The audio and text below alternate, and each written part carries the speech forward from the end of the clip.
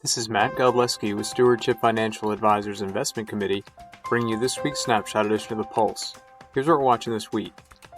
The S&P 500 reaches all-time highs, while the Federal Reserve casts doubts on the strength of the recovery, and Treasury yields fall on growth concerns. Markets moved higher this week with the S&P 500 nearly eclipsing a key technical level of 3,400, but ultimately failing to maintain gains. Optimism continues to keep stocks elevated, and typically markets that breach their records tend to move even higher, adding to bullish sentiment. The positivity comes on the back of several surprising data points, including consumer spending, housing, and business optimism. Investor surveys are also indicating a capitulation of bearishness, with the Bank of America survey showing positive sentiment around the economy, markets, and lower cash positioning.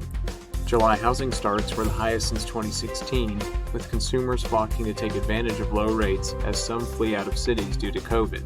Housing remains a considerable force in the economy, as purchases tied to new housing are substantial and add significantly to consumer spending. On the other side of the housing equation, however, mortgage delinquencies reached a 4-decade high this week, at 16% of outstanding loans by the FHA. Fortunately, those borrowers are protected by a federal forbearance program that allows delayed payments for up to a year. Perhaps most alarmingly, unemployment claims once again ticked up to over 1 million this week. Meanwhile, the dollar has continued its decline, with effects ranging from potential increased revenues for multinationals to higher costs for U.S. consumers. Policy developments were expected out of Washington this week from the Fed, with inflation the main focus.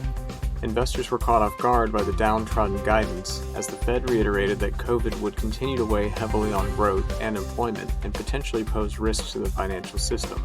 Most assumed the Fed would announce their anticipated change to their inflation framework to target average inflation over periods of time, instead of maintaining any given level of inflation in the near term, as they have failed to reach their objectives for most of the past decade.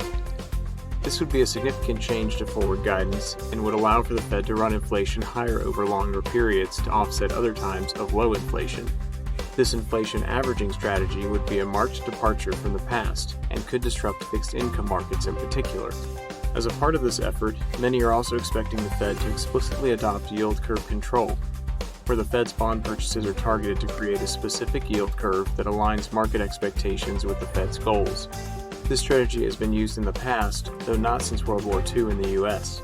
Though neither yield curve control nor average inflation targeting were announced in this week's minutes, investors expect these changes in the coming months, with big implications for markets. While many analysts and Wall Street firms are now calling for new highs for equity benchmarks, increased volatility is also likely due to the upcoming election and large tail risks such as more COVID disruptions on the economy or trade issue flare-ups. We remain optimistic but would prefer to be prepared for disruptions and not chase returns. Small adjustments to portfolios where we see shifts in momentum are being made within the allocation, but no major changes are underway at this time. Thanks for watching, and check out our website to read the full version of The Pulse for more details.